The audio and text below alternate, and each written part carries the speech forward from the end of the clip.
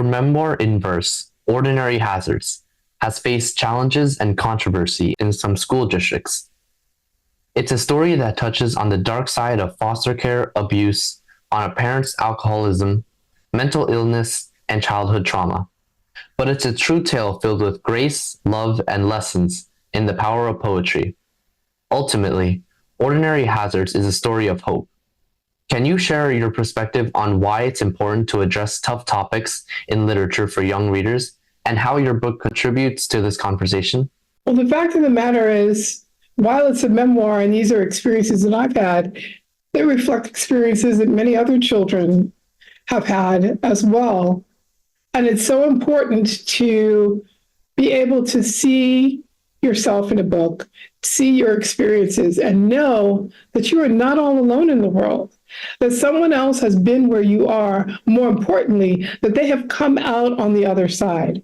They have survived, and in my case, thrived. And there are other people who have both survived and thrived in their life, who came from difficult circumstances. Often when you're in the middle of them, there's nobody there to tell you that, to give you that encouragement or lend you that strength or lend you that ear. So often when you're young and you're having those experiences, they're always wrapped in secrecy. There are things that you're not sharing with your classmates, either because you're ashamed or embarrassed, or you hear everybody else seems to have great lives and great families, so you don't want to bring them down, whatever. But the tendency is just to keep those things to yourself when you really need to get them out. And oftentimes a book is where that happens, where you discover, hey, somebody else has been there and knows exactly what I'm feeling. And look what happened to them, how they survived it, how they got through it. It's so important to have books like that. It was, I when I think back on my own childhood, books were my reading and writing. They were my survival tools. Reading and writing were my survival tools.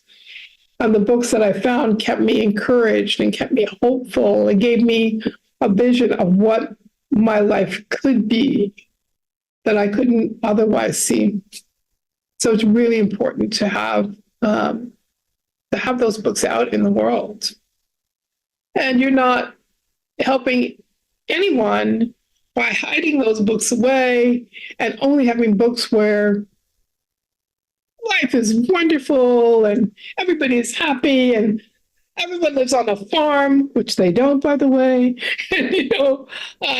But to have this variety and to have books with the difficult subjects that children are anyway, young people are anyway having to wrestle with in their real lives, and they need some encouragement, some guidance, some hope that they can get from the stories they read.